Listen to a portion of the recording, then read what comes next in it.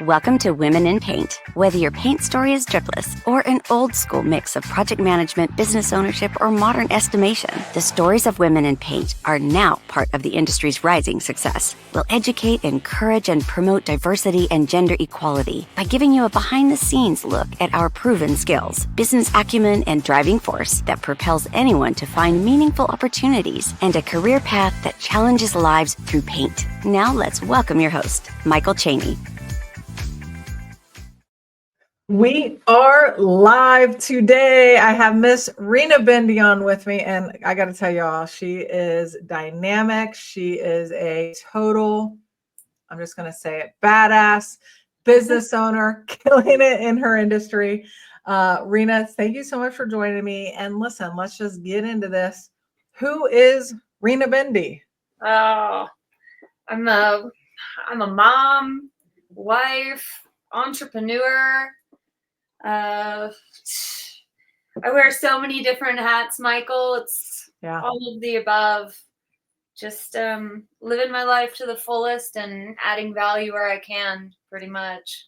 Right on, right on. And you're super passionate about what you do. I got to connect with you over the last year. I saw you present at Women in Paint, which of course we had rave reviews, the way you can draw in the audience. What do you do and why are you so passionate about it? Well, I help business owners get their phone ringing. My company is called Tipping Point Digital, and it's about understanding Google and supporting business owners and empowering them so that they're able to make good decisions, be confident about who they're hiring, and knowing that they're going to be able to support themselves and their family.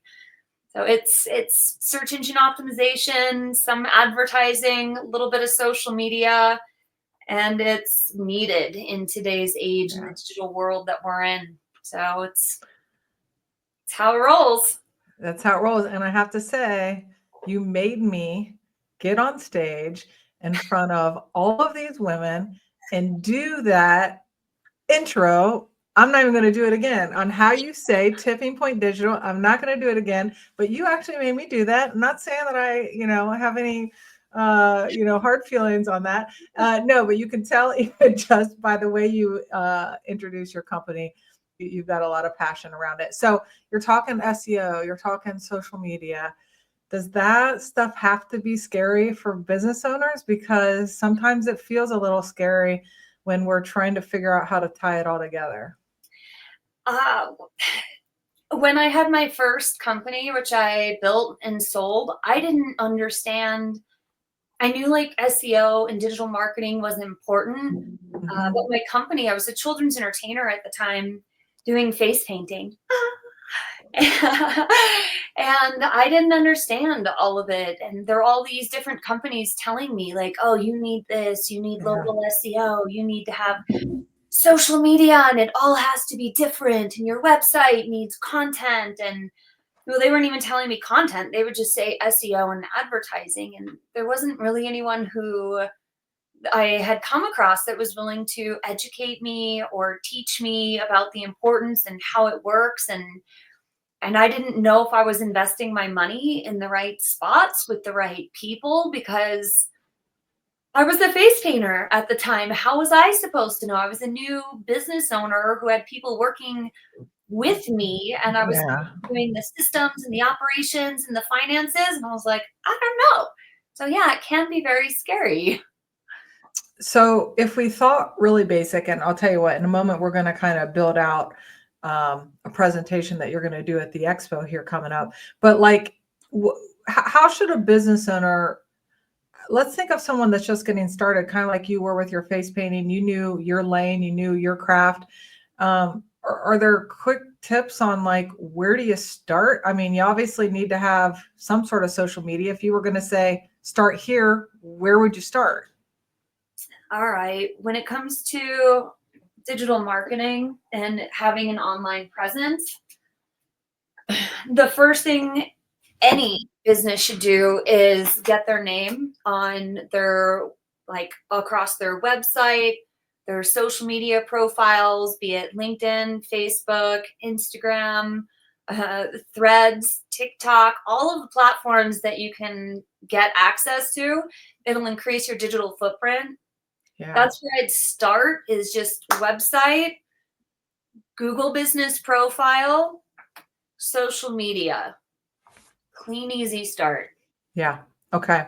Well, tell us quickly how someone like you goes from being a handy girl to a children's entertainer to now a digital expert. How does that even happen? I worked in the trades for 12 years, was in the military, and then became a facilities operations plant engineer, learned about HVAC, electrical, like everything that had to do with facilities maintenance and mechanical engineering. And then I decided I didn't want to be a handy girl anymore, and ended up getting into children's entertainment because it was fun. And I liked playing with the kids and interacting with the children. And at that point, I really had to dive into becoming a business owner, learning about the 5 pillars of a company. And when I built that company, built to sell, once I did get my exit strategy with that company, sold it to a national company after it was franchisable, and I'm still getting payouts from that, which is nice. Wow. I decided that I wanted to dive into something else that had limitless opportunities, that I could travel anywhere and support my friends from around the nation. Decided on doing search engine optimization because it was easy. And in a very short period of time, my friends were like, how did you build and sell your company? How did you get so many leads coming in? How was it that you built this empire in such a short period of time? And it Right. all came down to digital marketing. And I was like, I didn't realize that so many other business owners didn't understand the things that I now know and understand and practice and do on a daily basis. So it was really easy, Michael. It's like Yeah. straight path. Wow. Amazing. Well, let's dig into the PCA, the expo, the fact that you're going to be presenting there. I can't wait. I know you're going to nail it. What are you going to be talking about? What's your presentation on? Oh, it's one of my favorite topics, and that's Google. It Google. talks about, yeah, Google. So first and foremost is how to teach Google who your business is, like what your business is, who you serve, what you do, Yes. and the basic steps to ensuring that you are found on Google and on Google Maps in your area for local SEO. When, I don't know if you know this, but when I think of you, I think of the Google Queen. You're the Google Queen. So this is like huge for companies, right? So you have to have a Google business page. It's how your customers can find you. So what are kind of some of the high level things you're going to go over? I wish we had all the time in the world so you could just break it down for us now. But when it comes to this Google page, maybe start by telling us why it's important. Let's start there. Okay, first and foremost, I live in Loveland, Colorado. I'm a local company. I want more local clients in Loveland, Colorado. How are they going to find us? They're going to hop on their phone. They're going to type in, well, for me, it's an SEO agency, like SEO agency Loveland. And they're going to call whoever's showing up within their maps because they know, like, and trust people that are close to them that they have researched and found organically, and they aren't being forced to choose through sponsored ads. So first and foremost, it's our clients, it's the people that we want to do business with. And it gives us the ability to have clients research us and be calling us knowing who we are already without me having to say, oh, I'm so great and wonderful, and these are the reasons why. Our clients will have already done that research before making that call, and they'll already be wanting to work with us. The Google class that I'm teaching is going to show us the foundations for what needs to be set up and what Google is looking for in order to give you the results for the local clients, the keywords, the products, the services. And I'm going to touch a little bit on what SEO actually is so that everyone has more of an understanding of how it works and why. Yeah, I think it's worth just, I don't know how much people know, but, if we think of I want to just think of like social media or Instagram compared to our Google page. And people really, want more followers, right? So if you've got a lot of followers on Instagram, that's great.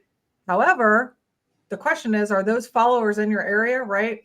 Because Instagram and even Facebook is more of a national type deal. This is why you need to have a Google business page, because Google business page focuses on your local area. And if you need customers locally, I'm in Ohio, I want more followers, but if they're in California, I'm not going to be able to do work for them. So can you kind of touch on that? And like, sometimes I feel like we need to reemphasize the fact that Google is going to help you get your local people. Instagram is going to capture anyone, anywhere, and followers are great, but it might not actually help build your business. That's a twofold. So with Instagram and Facebook and the other social media platforms, Google's looking for those trust signals, for those brand signals. So they know you're in business. So they know that if they have you showing up in the Google Map Pack, that you're going to be responding, which is why they tie your social media pages onto your Google profile now.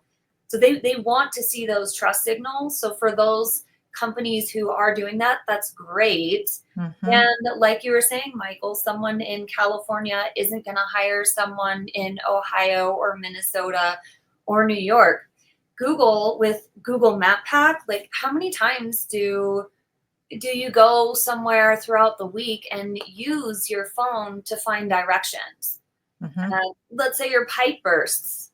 Okay, if my pipe bursts right here in my house, I'm going to look up emergency plumber or 24-hour plumber, and the top 3 results that show up in my map pack, that's the dude I'm calling. Yeah. Like, I'm not going to search Instagram for that. Right.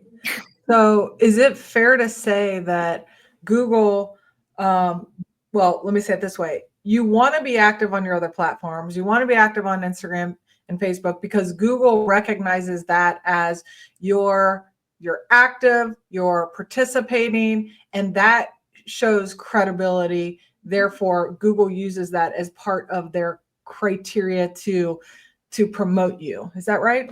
Exactly. They look for social brands. They look for website brands. They look for organic articles, content. They look for how many other backlinks you have from reliable sources. They look for geo-relevancy within approximately 13 miles of wherever your Google business profile is located. We have clients who have franchise locations, multiple locations, and we need to power up each individual Google business profile so that they'll get those local results. Yeah. Okay, I love that. Okay, let's talk about setting up your Google business page. Now, I know you can't go into every single detail, but if someone is just getting started, like, what are the key points that they need to try to hit right off the bat? Well, first, they need to get it verified. Okay. And what does that mean? What does it mean to get it verified? So when you go on and you say, look for my Google business profile, they're going to want your website linked. They're going to want you to attach your social profiles for social proof. They're going to want your phone number and your address. And lately they've been asking for videos or pictures of the location to make sure that you actually live there and it's not a virtual office, or you're not spamming or a lead gen company from like overseas, just that location. So it's important to have as much information to show Google that you really are a company and you really are at the location. If you're a home office, that's okay too. They accept home offices. They just need the same type of proof that I was talking about. Get that set up, fill in as much information as possible. And once that's done, go ahead and click on the button to get it verified. They'll review it. And as long as you have those basic things in place, when you attend the class that's coming up at the expo, I will show you how to build that baby out. Nice. What about, I know on Google business page, you can do posts. You can do like a post And I've always heard that you want to do that. You want to be active with that. Can you talk about what that is and why the significance? It's like a social media post, essentially. You can even have your social media post go to your Google business profile with a content Mm, scheduler. We have content schedulers. We have people log in, they upload their content, it posts on LinkedIn, Facebook, Instagram, and your Google business profile. So much easier. Those posts are basically showing Google that your lights are on, you want business, you're being active on their platform. And of course, Google is going to say, oh, you're using our platform. We're going to reward you. You're sending us the right right. brand signals. Let us showcase you because you're actually using our stuff. Yeah. So I did not actually know that you can link Instagram or Facebook to Google. So every time you post on one of those platforms, it'll automatically post on your business page. You get to use a content scheduler for Okay. that. You can't do Okay. it directly through Meta. Like our company supplies them for, there are a lot of them, not just my company. There's like Hootsuite. I don't know if they Yeah. do the Google business profile anymore. There are 1,000 of them. Yeah. Later, we use Later. I'll have to check. I don't know if they do the Google profile either. My business, of course, posts on there. The marketing company I work with does it for us, but I think I need to look into having our social media, tapping right into there. So you can use some sort of content scheduler, which Mhm. just in case anyone wants to know how that works, what we do is we sit down once a month, we build it all out, right? So it doesn't have to be a daily thing. You schedule it on your calendar. We do a lot of time blocking. You get in there and schedule it all out, and then it takes kind of the load off. And it takes, you've planned you've thought it through ahead of time. So when we actually sit down to make the content, we already know what we're posting. We don't have to get creative and come up with the idea. We already know what we're posting. So we'll talk about social media and posting some other time, but I wanted to throw that in there. Anything else? Well, you know what? Let's talk about reviews. Reviews are, obviously essential piece of this whole puzzle. Why are reviews important? Let's start with that. How many times do you research a company and look for reviews? Do you ever buy clothes online? What do you buy online, Michael? What are some of your favorite things to buy Oh online? gosh, you're trying to put all my stuff out there. Listen, I shop Amazon way too often. It's too easy for me. I can almost get everything I need there. Does Do that you check count? out the reviews? Of course, absolutely. That's why. And I will absolutely tell you that if I have a pipe burst and I'm gonna have a plumber come in, you better believe I'm gonna be looking at all the reviews. That's a big deal to me, as I'm sure it is many people.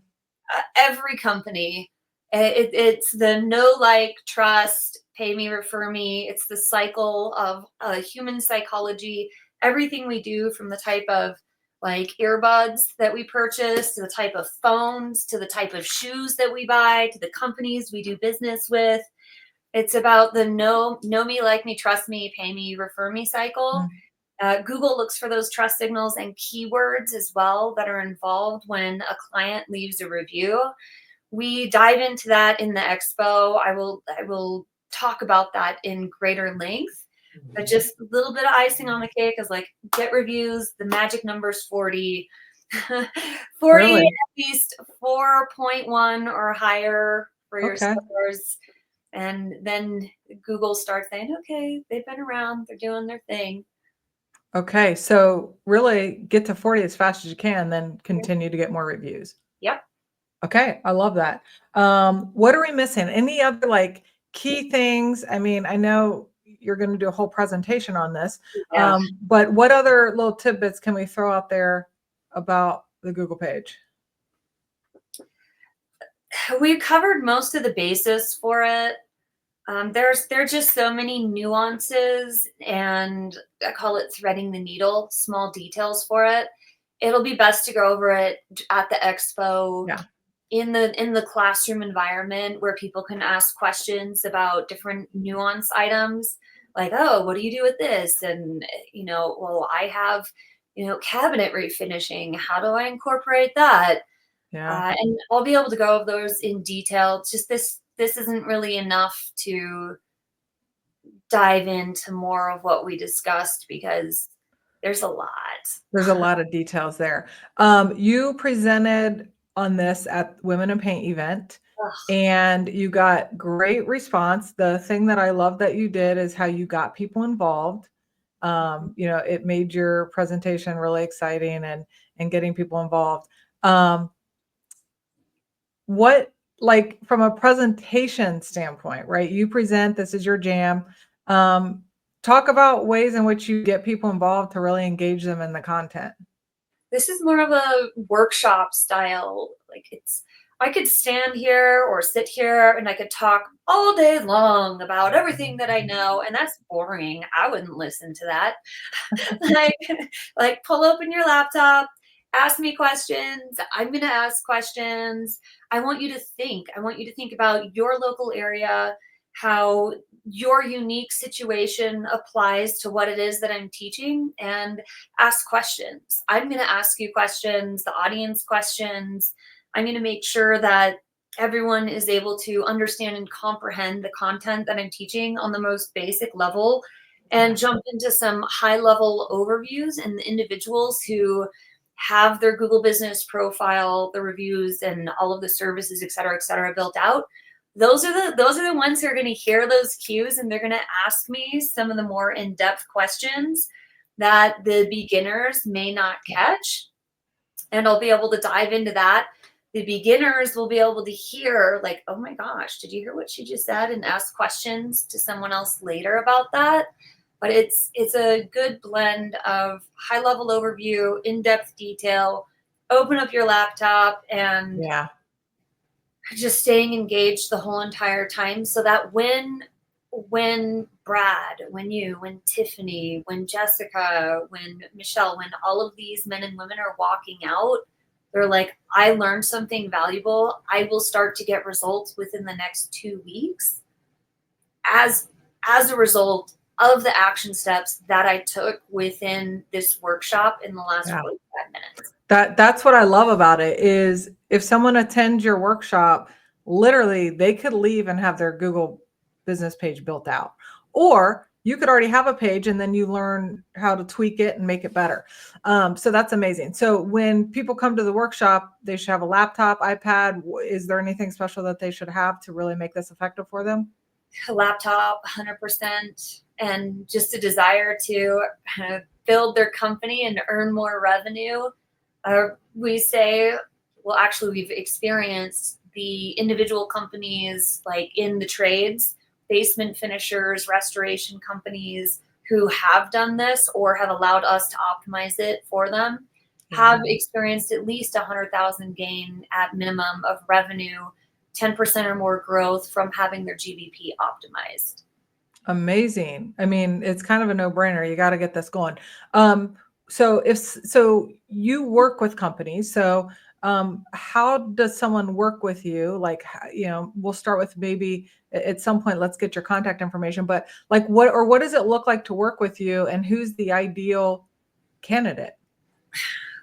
We work with trades. I work with so many dudes and dudettes in the trades. Having that background, it's easy peasy for us. And then we always like to start out with meeting with the company first. It's better when they have a team of a minimum of 3 and bringing in at least $500,000 in revenue before they want to start working with an agency. Otherwise, they're still in bootstrap mode. We go in and do a digital audit and check out the possibility of us working together to see if it's see if it makes sense. Like, do the numbers make sense? We know where you want to be after we have an in-depth conversation, and then kind of tailor a plan to see if it's with us or somewhere else. And that's it.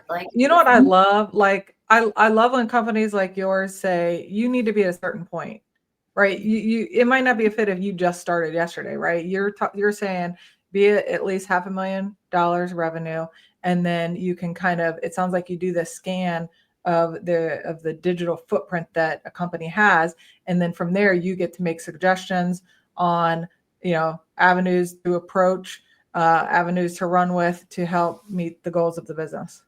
The math has to make sense, or it's not a win-win situation. Yeah, good deal. All right. How do we get in touch with the Google Queen, Rina Bindi? Well, you can Google Tipping Point Digital. I was hoping you did that one more time before we got off of here. It's a tippingpointdigital.co is my website. You can go on there and just click on the audit, like get a free audit or complimentary audit. And then either myself or one of my consultants will hop on, we'll look at your digital footprint. And that's the easiest way. That way you're looking at your calendar, you're looking at our calendar, or just like, this is the perfect time. And take it off from there. Hit the ground running. Value everybody's time. Don't waste it. I love it. All right. Last question for you, since we're getting ready to wrap up. What do you do? Okay, you're a business owner. You kicked this thing off. You kicked off the show by talking about all these hats you're wearing, including running this company and helping companies like me be successful. How do you take care of yourself? How do you show up and take care of Rina so that you can show up for all of these other people and initiatives you got going on? It's meditation, spending time with my family, making sure that I take vacations, having a team, delegating what it is that needs to be done. I have an awesome team. Like, everyone on our team, they're phenomenal. They love what they do. They're online with our culture, our vision. My business partner handles operations. So now it's just about me going out and adding value. I get fed spiritually when I go to like the PCA Expo WIP, and I get to educate, and I get the opportunity to have like boots on the ground with everybody and to hear the concerns that other companies are having. And that supports me in knowing what my next direction will be for the education and the classes and the different workshops that I have and get to teach. I love educating. Like, I do the sales and marketing portion of this company as well. The networking is it's the top notch for me to get to meet new people and just understand what it is that the companies really need nowadays and how to get them with the right person for wherever they're at in their business journey. Yeah, it's totally your jam. You're super passionate about what you do. I can't wait to see you in less than 2 weeks. So join us in Colorado Springs at the PCA Expo. Listen, if you're on the fence about it, take the chance, invest in yourself. You're going to be able to meet people like Rina Bindi. You're going to be able to get that Google page set up, and you're going to be able to take off from there. All right, Rina, I will see you in about 12 days. That's it for today. Thanks for joining us. We're going to make... Thank you for joining us on Women in Paint. We hope you feel compelled to follow your own path and use your compassion, strength, and skills to build a career in the paint industry. And if you like this episode as much as we did, give it a simple click to subscribe so we can invite you back to our next episode. And be sure to share it on all your socials. Remember, Women in Paint stir up more than just a can of eggshell.